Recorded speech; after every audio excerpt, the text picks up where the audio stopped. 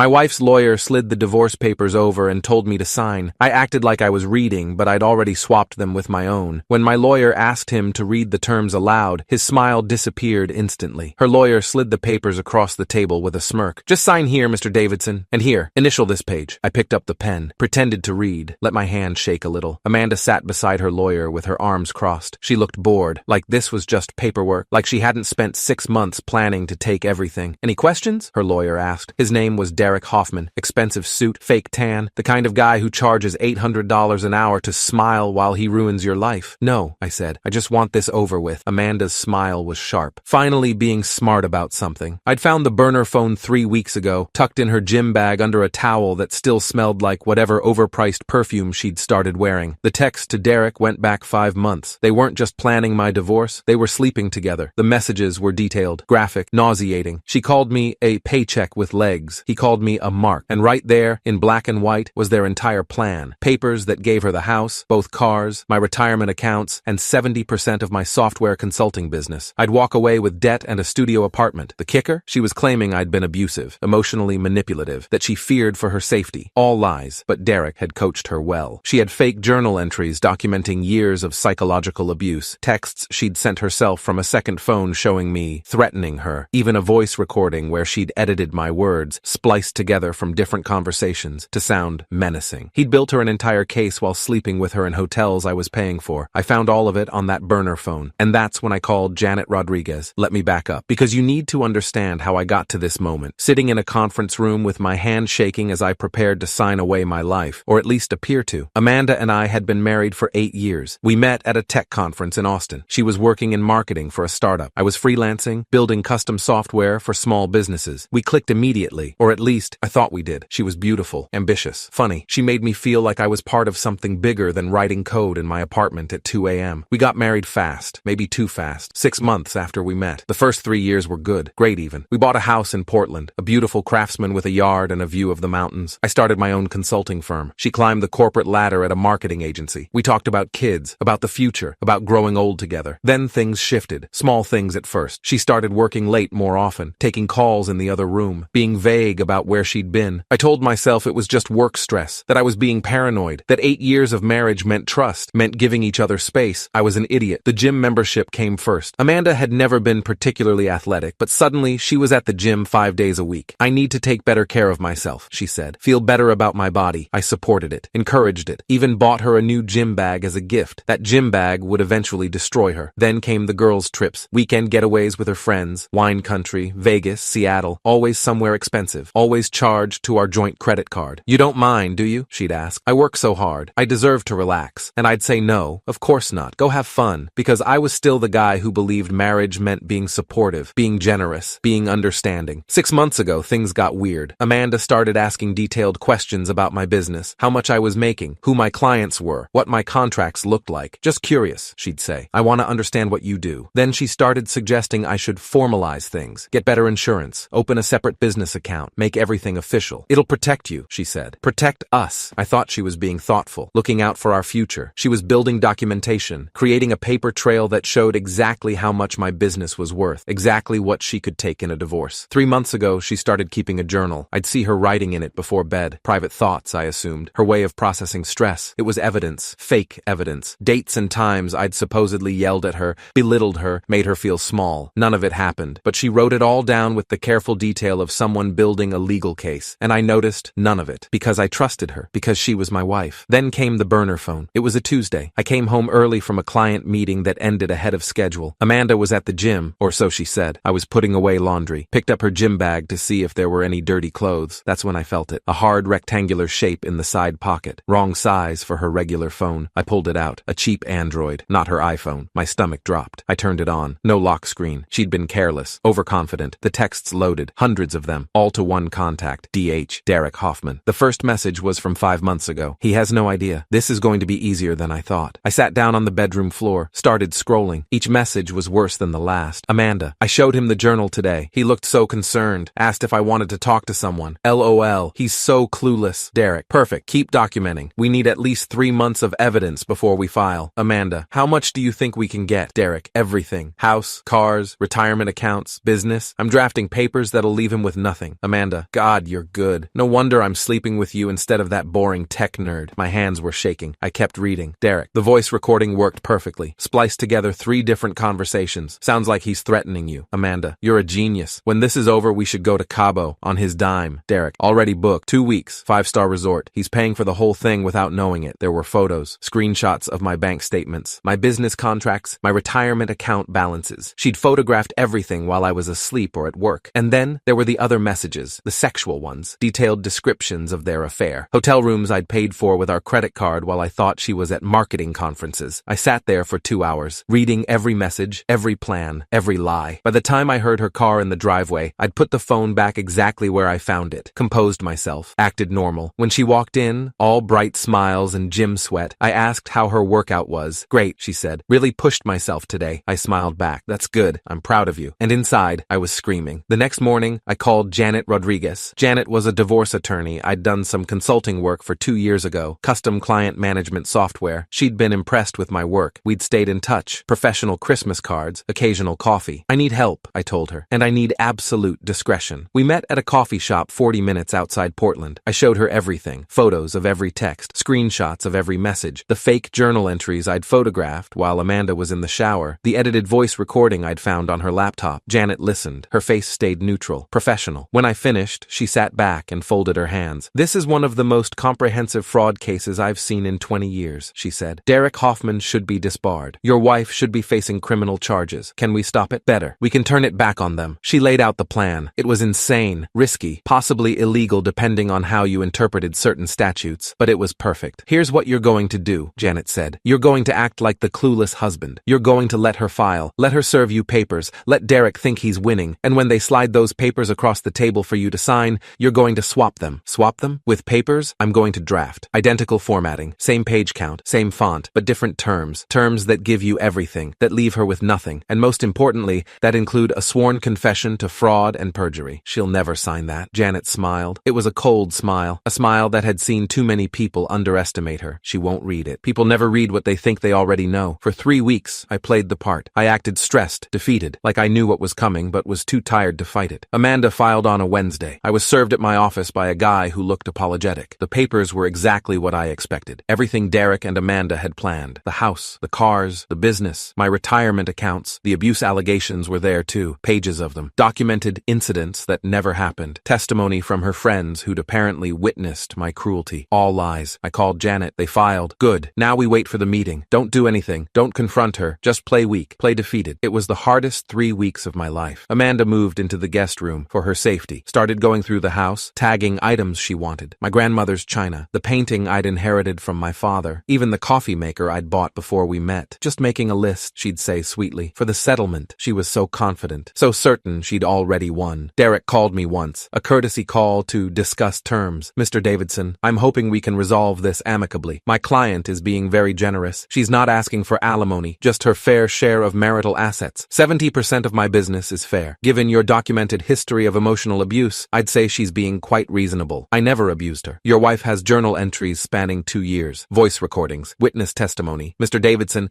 if this goes to trial, you'll lose everything and face potential criminal charges. I'm trying to help you avoid that. I let my voice crack. Let him hear the defeat. I just want this over with. Smart man. We'll schedule a meeting. Bring your attorney. We'll finalize everything. He thought he'd broken me. Thought I was just another mark. Meanwhile, Janet was working. She drafted our papers with surgical precision. Every term, every clause, every word designed to look identical to Derek's version at first glance. Same font, Times New Roman, 12 point, same margins, same headers, same page count, but the content was different. In Janet's version, Amanda got nothing. No house, no cars, no business assets, no retirement accounts. I kept everything. Better yet, she'd owe me alimony. $3,500 a month for 5 years, plus legal fees, plus restitution for the fraud. And at the end, in section 12, was the confession. I, Amanda Davidson, acknowledge that I have knowingly made false statements under oath regarding alleged abuse. I admit to fabricating evidence including journal entries, text messages, and audio recordings for the purpose of financial gain in divorce proceedings. I have engaged in an undisclosed sexual relationship with my attorney, Derek Hoffman, creating a conflict of interest that invalidates his representation. I waive all rights to dispute this confession and acknowledge that criminal charges may result from my actions. She'll never sign this, I said again when Janet showed me the draft. Watch her, Janet said. We practiced the swap. over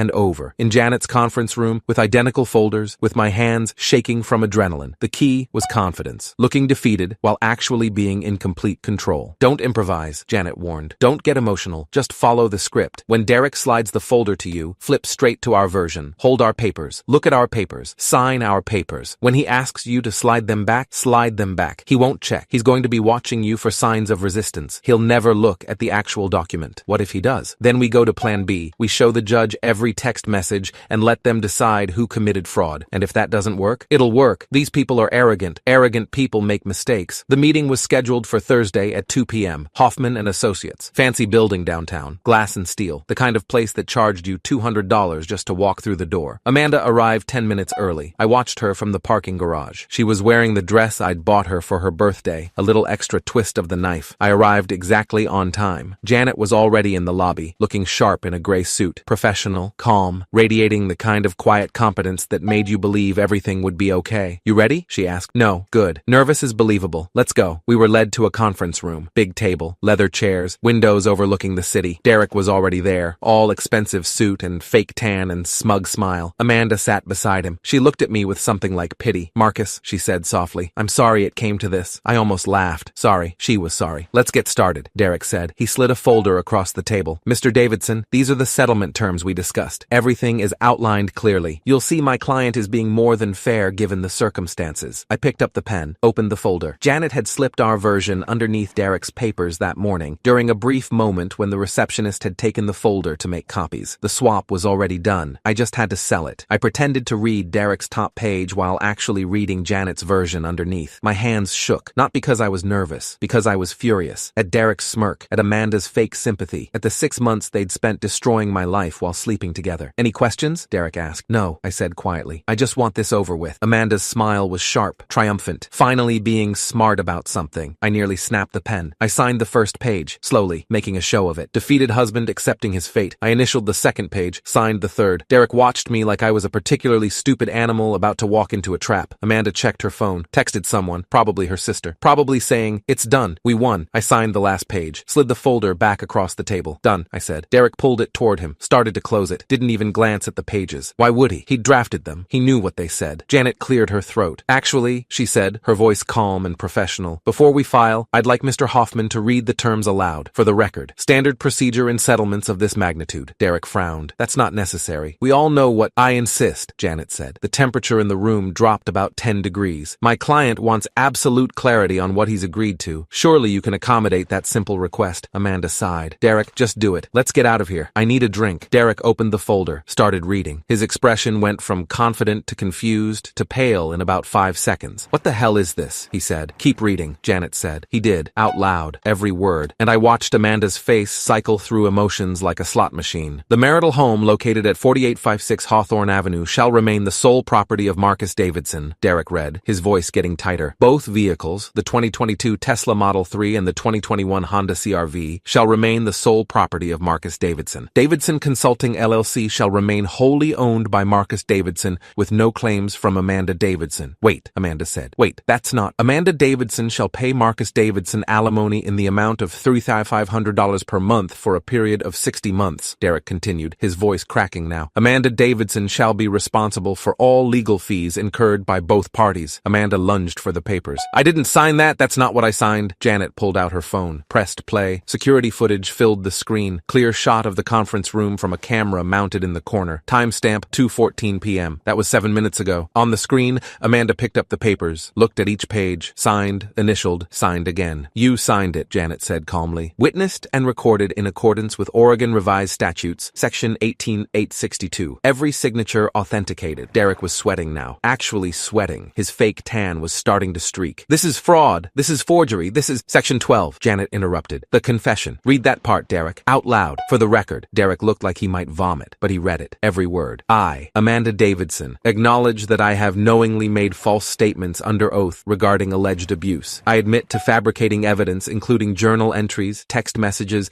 and audio recordings for the purpose of financial gain in divorce proceedings. I have engaged in an undisclosed sexual relationship with my attorney, Derek Hoffman, creating a conflict of interest that invalidates his representation. I waive all rights to dispute this confession and acknowledge that criminal charges may result from my actions. words. The silence that followed was beautiful. Amanda turned to Derek. Her face was vicious, transformed, the mask completely off. "You said this was airtight!" she screamed. "You said he was stupid! You said we'd be in Cabo in 6 months!" "I never said," Derek started. "You called him a mark." Amanda grabbed his arm. "You said this would be easy. You said—" Derek yanked away from her. "I did my job. You're the one who signed papers without reading them. Because you told me to. I told you to read everything carefully. You're sleeping with me. You said you had everything under control." Janet stood up, smoothed her suit jacket. "The papers are filed as of 2:19 p.m. The confession is sworn and witnessed. If you want to fight this, Amanda, you'll do it alone. Mr. Hoffman will be too busy defending himself to the Oregon State Bar." She slid a folder across the table, thin, official looking. "These are copies of every text message between you and Mr. Hoffman over the past 5 months, including detailed discussions of your affair, including Mr. Hoffman coaching you to fabricate evidence, including plans to defraud my client of marital assets while engaging in a sexual relationship that creates a clear conflict of interest." Derek opened the folder, went white. "Screenshots from Amanda's burner phone," Janet continued, "the one she kept in her gym bag. Every message authenticated, every hotel receipt attached, every piece of evidence showing systematic fraud and attorney malpractice." She pulled out another document. "I've already filed a complaint with the Oregon State Bar. They'll be contacting you within 48 hours. I've also forwarded copies to the district attorney's office. Fraud, perjury, and conspiracy to commit fraud are all felonies in Oregon." Amanda was crying now, real tears, mascara running down her face. "You bastard," she hissed at me. "You sneaky bastard, you—" "Me," I said. My voice was calm, calmer than I'd felt in 3 weeks. "I'm not the one who spent 5 months planning to steal everything I built. I'm not the one who fabricated abuse allegations. I'm not the one sleeping with my lawyer while plotting fraud. You set me up. No, you set yourself up. I just stopped playing the mark." Derek was on his phone now, calling someone, probably his own attorney. His hands were shaking so badly he could barely hold the phone. "This is insane," he was saying.